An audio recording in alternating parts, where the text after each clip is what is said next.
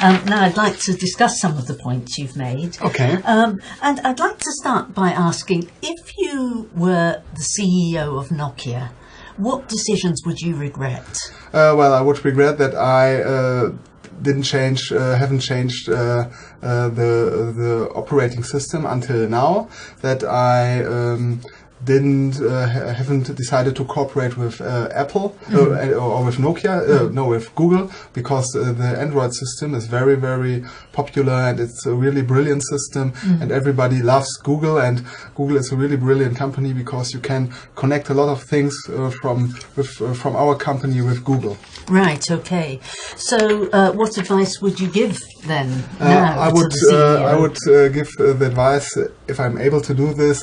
I would like to advise him to cooperate with Google maybe, and to Don't you think it's already too late? Yeah, it's we have to weigh up the pros and the cons, I think, but it could be a good solution on the one hand to cooperate with Google, with the Android operating system, and on the other hand to develop still your own system, because we are now Nokia is now in the position where they work together with Microsoft, and so they can also develop their smartphones with, for example, Windows 8, and so you have the clients, the business clients on the one hand, and on the other hand, with Google Corporation, the normal clients. Right, I see.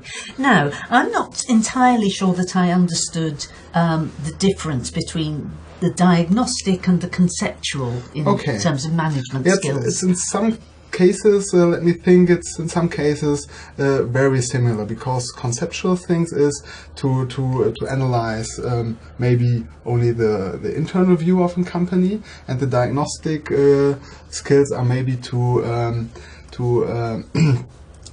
analyze the bird view, the view of a bird who discover or who investigate the environment. Right. So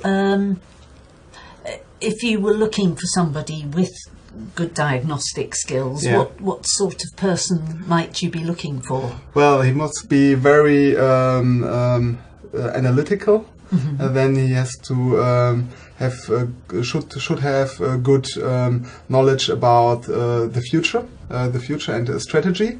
What do you mean, knowledge about the future? Knowledge, maybe he can derive some measures for fitting the company to get better along with the situation in the future.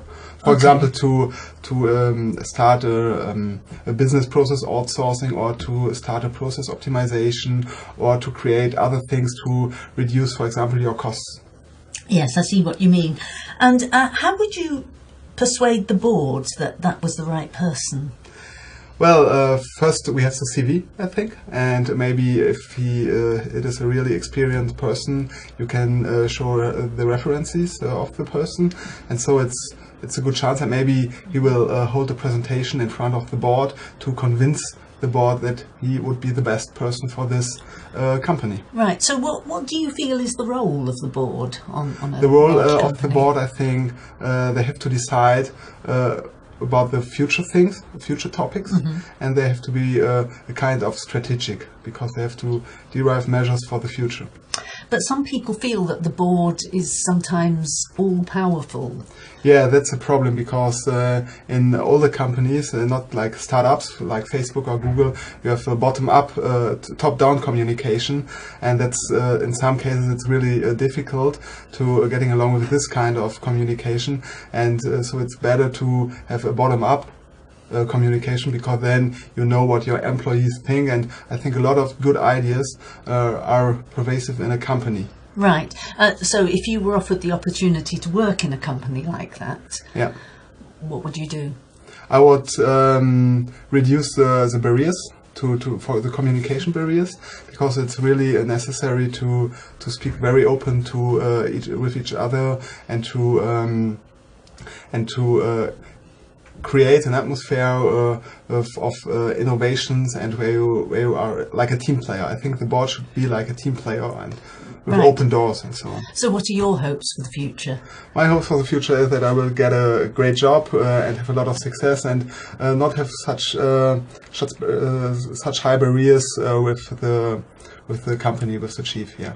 Right. Thank you very much for talking about that. Topic presentation. Grade awarded B. There is an identifiable structure outlined at the beginning, and Johannes delivers a formal presentation with good use of discourse connectors, with specific points being highlighted, although more language items of the grade could have been incorporated. There is a good level of accuracy, although this is not maintained throughout the phase, and the communication is affected at points, and the pronunciation of some topic vocabulary is unclear, for example, staffing. Occasionally, collocations are confused, but overall the performance is generally effective and adequately fulfills the task. Topic discussion. Grade awarded B. Johannes initiates the discussion and shows understanding of the examiner, handles interruptions, and responds appropriately. However, he does not encourage further comment and fails to really engage the examiner in the discussion. The contributions are generally effective and appropriate, and there is good coverage of the communicative skills. There are some inaccuracies, but overall an adequate fulfillment of the topic discussion. A higher degree of engagement through questioning and inviting additional comment could have improved Johannes's performance.